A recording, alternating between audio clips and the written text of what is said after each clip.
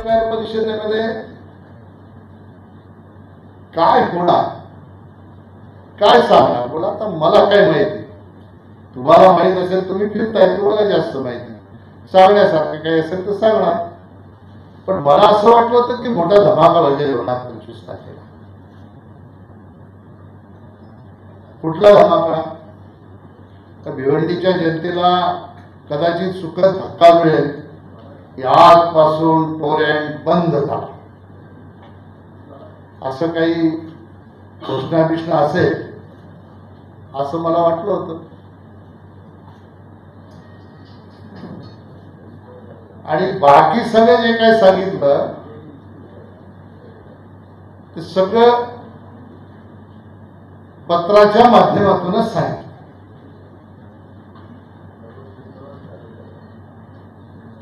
आणि माझी सवय, मी जरी पत्र दिलं असलं तरी काही दिवसामध्ये ते काम दिसायला लागतं.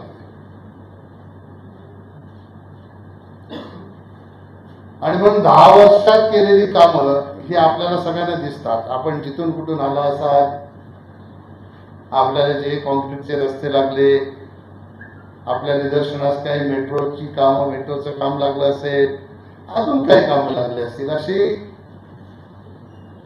असंख्य काम आहे ज्यांची यादी वाचायला घेतली तर कमीत कमी 2-3 तास लागतील. त्याच्यात ही किरकोळ कामं तर आम्ही सांगितलीच नाही आणि सांगतही नाही.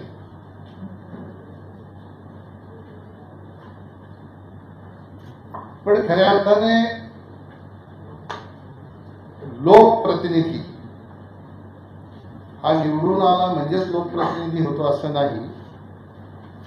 तर लोकप्रतिनिधीची नाळ ही जनतेशी बांधलेली असते. तो कुठल्या सत्तेवर असो, पदावर असो किंवा नसो, तशी माझी नाळ जनतेशी बांधलेली आहे.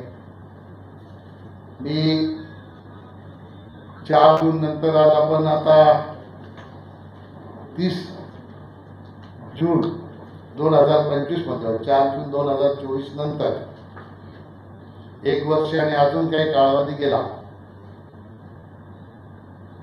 या 1 वर्षाच्या कालखंडामध्येही बरीच अशी कामं आपण 1 वर्षात ही मंजूर केलेली आहे. काही कामांच्या मागण्या केलेल्या आहेत आणि निश्चितपणाने ती कामं ही मार्गी आपण लावू. पण ज्या काही जनतेला मागच्या 1 वर्षापासून अपेक्षा होत्या त्या जनतेचा भ्रमनिरास झालेला आहे. आणि म्हणून पत्रकार बंधूंनो, तुम्हालाही लक्षात आलं असेल की वर्षभराच्या कालखंडानंतर जेव्हा तुम्ही गेला असाल पत्रकार परिषदेला, तेव्हा खोदा पहाड निघाला चुहा, अशा प्रकारची परिस्थिती आपल्याला बघायला मिळाली. 13/5/2012 मी जिल्हा परिषदेचा अध्यक्ष होतो. मुंबईकडून येताना पवार साहेब माझ्या घरी चहा पाण्याला थांबले. 13/5/2012 मी जिल्हा परिषदेचा अध्यक्ष होतो. गाडीत तिथून घरून बसल्यानंतर पवार साहेबांनी माहिती घ्यायला सुरुवात केली की टोऱ्यांच्या बाबतीत अनेक समस्या येतात, नेमक्या विषयी काय आहे. मी त्यांना त्याची सगळी माहिती दिली आणि मग मी सांगितलं की साहेब, तुम्हाला तिकडं पण निवेदन मिळेलच. तर हा, माझ्याकडे माहिती आली होती. मला साहेबांनी असं सांगितलं की तुम्ही 2 दिवसात यांना सगळ्यांना घेऊन माझ्याकडे या घरी. त्यांच्या 2 दिवसात आम्ही सगळे शरद पवार साहेबांच्या घरी गेलो. पवार साहेबांनी सगळं ऐकून घेतल्यानंतर त्याच्यावर काही भाष्य केले नाही. त्यांनी एवढंच सांगितलं की असं काही टोळ्यांना घालवता येणार नाही. सरकार कोणाचं होतं? पवार साहेब मुख्यमंत्री कोणालाही बनवू शकत होते आणि कोणालाही काढू शकत होते. इतके ताकदीचे नेते त्यांच्यासोबत बैठक आणि त्यांनी सांगितलं टोळ्यांना आपण घालवू शकत नाही. 19 सांगितलं शरद पवार साहेब. आता दुसरं लॉजिक तुम्हाला सांगतो. भिवंडीतून टोरेंट हटावा याच्यासाठी हे काही जे राजकारण करतात, राष्ट्रवादीचे लोक असतील, अजून कुठल्या पक्षाचे असतील, मला तुम्ही सांगावं, मुंबऱ्याला टोरेंट कधी आलं? उद्धव साहेब मुख्यमंत्री असताना, शिंदे साहेब पालकमंत्री असताना, जितेंद्र आव्हाड साहेब मंत्री असताना मुंबऱ्याला टोरेंट आला. आता हे लॉजिक कुठे कसं वापरायचं सांगा मला तुम्ही. भिवंडीचं टोरेंट घालवा आणि मुंबऱ्याला आणा. कोणी आणलं? आम्ही आणलं. इथे पण तुम्हीच आणलंय, तिकडे पण तुम्हीच आणलं. माझे मित्र सन्मान्य सुरेश प्रभू साहेब एकदा भाषणात बोलले होते की आमच्या लोकांनी काही गडबड करून हे टोरेंट आणलं. अतिशय चांगला माणूस आहे, भोळा माणूस आहे सुरेश प्रभू. माझे मित्र आणि दोघे कॉलेजचे मित्र. जनतेच्या भावना त्यांना समजत होत्या आणि म्हणून ते वस्तुस्थितीवर बोलत होते. या अशा वल्गना करून जनता किती दिवस आपल्या भूलथापांना बळी पडेल, याचाही आपण विचार करण्याची आवश्यकता आहे. मला आपल्याला एवढंच सांगायचं आहे की येणाऱ्या काळामध्ये माझी बाजू घेऊन तुम्ही जनतेला काही सांगावं असं मला अपेक्षित नाहीये. माझी बाजू खरीच आहे. मला हे अपेक्षित आहे की भिवंडी लोकसभेच्या जनतेची दिशाभूल होणार नाही, याच्यासाठी पत्रकार बंधूंनी सत्य माहिती जनतेपर्यंत देण्याचं काम केलं पाहिजे. मध्ये असंही कुठेतरी एकदा पत्रकारांसोबत की भाषणात सांगितले, कपिल पाटलांना 10 वर्ष झाली खासदारकी सहज दिसते. आता याच्यापेक्षा मोठा जो महाराष्ट्राच्या हास्य जत्रेमध्ये पण होत बोलतात माहित आहे ना, ऐकलंय नाही. काही आपण मान्य करू, बरोबर आहे. 10 वर्ष मला नाही समजली, कारण मी कधी कोणाचा माहितीच्या अधिकारात माहिती मागितली नाही. मी कधी कोणाच्या प्रोजेक्टवर अर्ज केले नाही. मला हे माहीतच नाही. निवडून आल्याबरोबर लगेच काल्जरला जायचं आणि शेतकरी बांधवांनी काम अनाधिकृत केलेले पाडून टाका असं सांगायचं, हे मला माहीतच नाही. नाल्याचं पाणी आणले, काल्जरला जाऊन गटात बांधकाम करा, हे काम खासदाराचं आहे, हे कुठे मला माहित होतं. अधिकाऱ्यांना पत्र द्यायचे, त्यांना सांगायचं ड्रॉवर मध्ये ठेवा, नंतर बघू काय करायचं. ही 10 वर्षात मला खासदारकी समजली नाही, हे बरोबर आहे. मला जे खासदारकी समजली ती जनताभूमिक विकास कसा करायचा ही मला खासदारकी समजली. राज्याचे मुख्यमंत्री देवेंद्र फडणवीस साहेब, देशाचे प्रधानमंत्री नरेंद्र मोदीजी यांनी, मी मंत्री झालो तेव्हा मोदीजीने सांगितलं, मंत्री बन गए हो, सत्ता बचाने के लिए काम नहीं करना है. भले सत्ता चली जाए लेकिन देश के हित में काम करना है, जनता के हित में काम करना है. ही शिकवण ज्या नेत्याची असेल त्या नेत्याच्या नेतृत्वाखाली जेव्हा आपण काम करतो तेव्हा असले घाणेरडे प्रकार आमच्या डोक्यात कधी येऊ शकत नाही. मग तशी खासदारकी ही माझ्या अज्ञानातच राहिली, अज्ञानातच. तर त्या गोष्टीचा मला आनंद आहे. मला असं समजून घ्यायची नाही. आणि खरंच जर शिकवायचं असेल तर माझा क्लास बीज घेतला तर मी लावेन ट्युशन, किंवा जास्तच फार नॉलेज असेल तर पत्रकार बंधूंनी एकत्र बोलवलं सगळ्यांना, जास्त चांगलं, अजून माहिती पडेल काय खासदारकी नाही. आता मला वाटतं माझं सगळं सांगून झालं. आता तुम्हाला प्रश्न विचारायचे असेल तर विचारा. विधान परिषद में माननीय जो अभी सांसद जी हैं, उन्होंने बताया भिवंडी में बड़ा प्रश्न है घन कचरा का, गंदगी का. उन्होंने बताया कि एक 500 कोटि का रुपए का उन्होंने कुछ योजना बनाई है.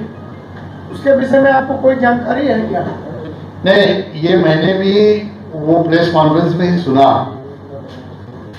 उसी दिन मैंने भिवंडी के कमिश्नर से फोन पे बात की।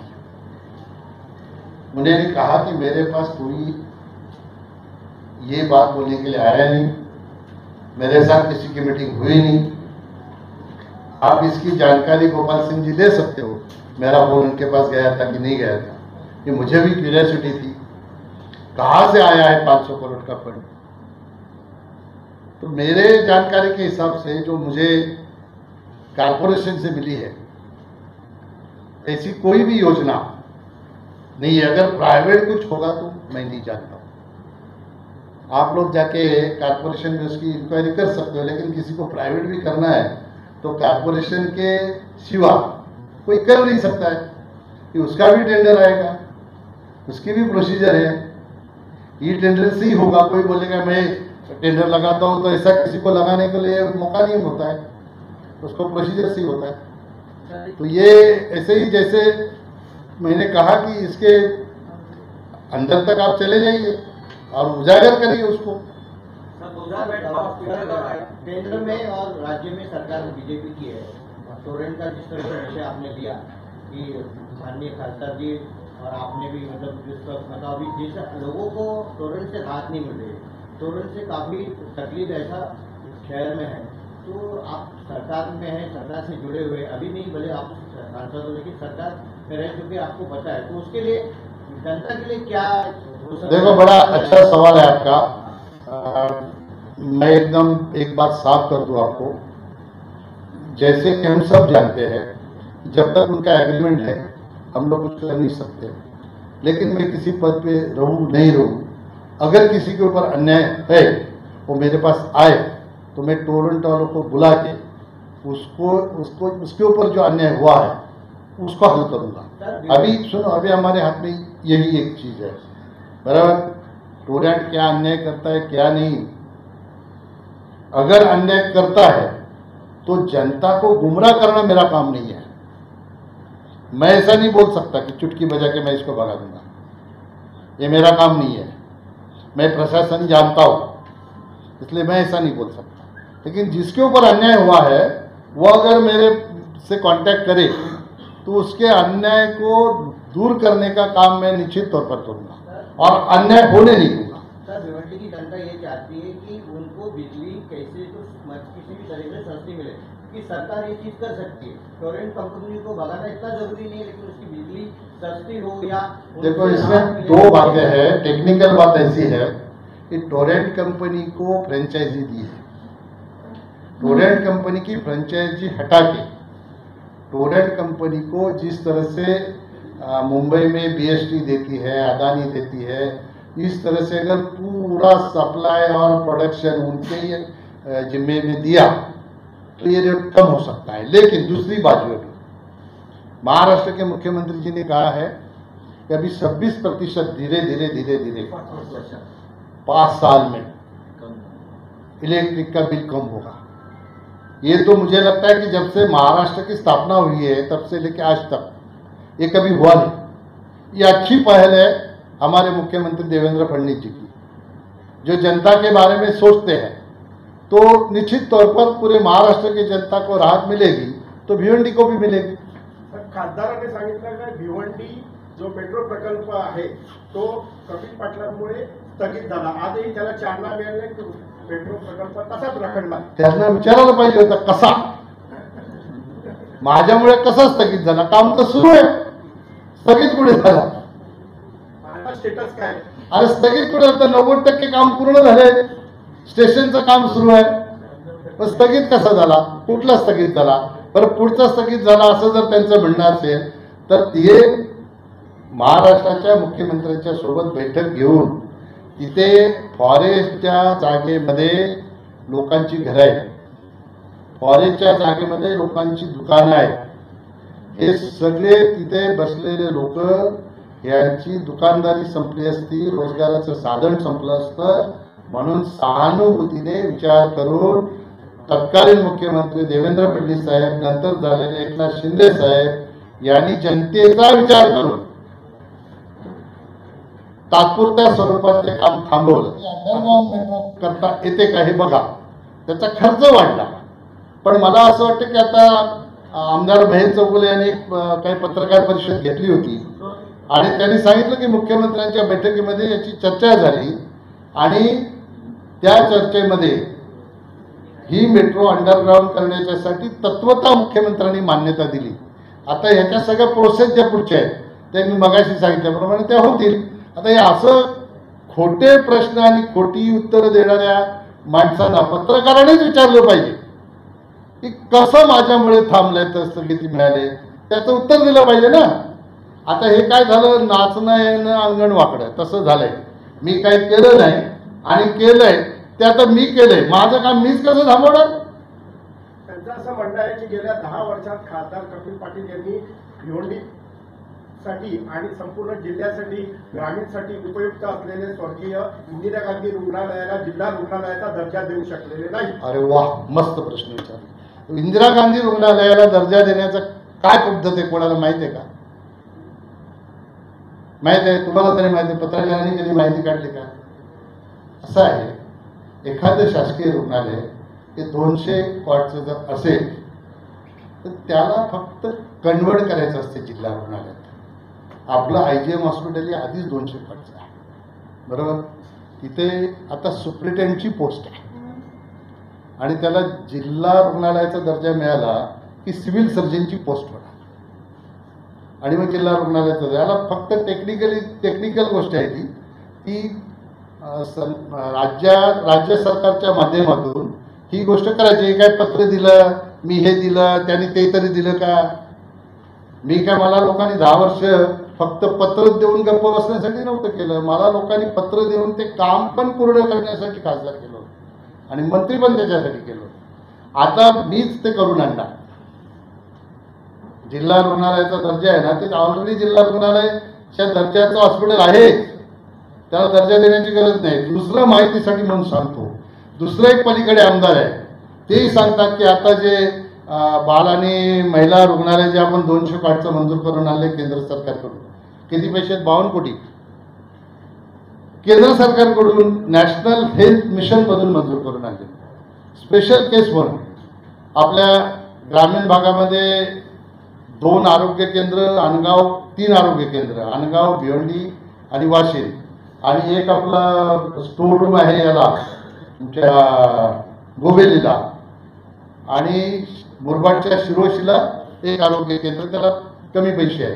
हे 6 कोटी 22 लाख असे नॅशनल हेल्थ मिशन मधून आपण मंजूर करून आणले. मी मंजूर केले, ते भाषण आपण पाहिलं होतं, त्याचं श्रेय कोणाचं नाही. ह्याला मंजूर करण्यामध्ये तत्कालीन आपले देशाचे हेल्थ मिनिस्टर मनसुख मांडविया आणि आपल्या महाराष्ट्राची सुपुत्री राज्यमंत्री भारती पवार या दोघांनी खूप आपल्याला मदत केलेली आहे आणि म्हणून ही स्पेशल केस म्हणून मंजूर झाली. तुम्हाला माहिती म्हणून सांगतो, मी आपल्या राज्याच्या सचिवांना सांगितलं हा प्रपोजल तुम्ही पाठवा. ते बोलले सर अशी काही स्कीमच नाही. परत तुम्हाला काय करायचं, परत येत तुम्ही पाठवा. माझ्या शब्दाखातर त्यांनी पाठवलं. पाठवल्यानंतरही बोलला साहेब ते परत येणार. ते परत आलं नाही. ते प्रपोजलच्या सोबत निधी मंजूर करून परत आले. हे स्पेशल केस म्हणून आपल्या ठाणे जिल्ह्याला केंद्र सरकारच्या नॅशनल हेल्थ मिशन मधून हे पैसे आपण मंजूर केले. आता हे दर्जा देणे खूप सोपं काम आहे. जिथे उभं राहतं ते कामच मी मंजूर केलं आहे. तुमचं आहे काय? बरं, कसं मंजूर करायचं याची पद्धत तर माहिती पाहिजे. आधी प्रोसिजर शिका आणि मग काहीतरी बोला. हे असं बोलून होत नाही. नुसतं हवेवर काहीतरी बोलायचं आणि लोकांची दिशाभूल करायची, हे असं कुठं चालते का? दुसरं, तिथं स्टाफिंग पॅटर्न मंजूर करा, तिथे स्टाफ नाही, हे लोकसभेत प्रश्न. केंद्र सरकारने जरी हे 200 कॉटचं हॉस्पिटल मंजूर केलं असेल, याला सुद्धा स्टाफ केंद्र सरकार देऊ शकत नाही. हा कायदा आहे. याच्यासाठी सुद्धा स्टाफिंग पॅटर्न हा राज्य सरकारलाच मंजूर करावा लागेल. राज्य सरकार स्टाफिंग पॅटर्न मंजूर करेल तेव्हा ते हॉस्पिटल रन होईल. उगीच काही जाऊन दिल्लीत प्रश्न विचारायचे पार्लमेंटमध्ये, तिथून स्टाफ पाठवणार आहेत का? आधी माहिती करून घ्या. वर्ष झालं आता. कोण स्टाफ देणार आणि कुठून येणार, त्याची प्रोसिजर काय, हे तर शिकून घ्या. उगीच काहीतरी विचारायचं आणि टाकायचे व्हिडिओ आणि शाबासकी मिळवायची. हे आता जनता हुशार आहे. आता असं कोणी भुलतापणा बळी पडत नाही. झालं का भिवंडी?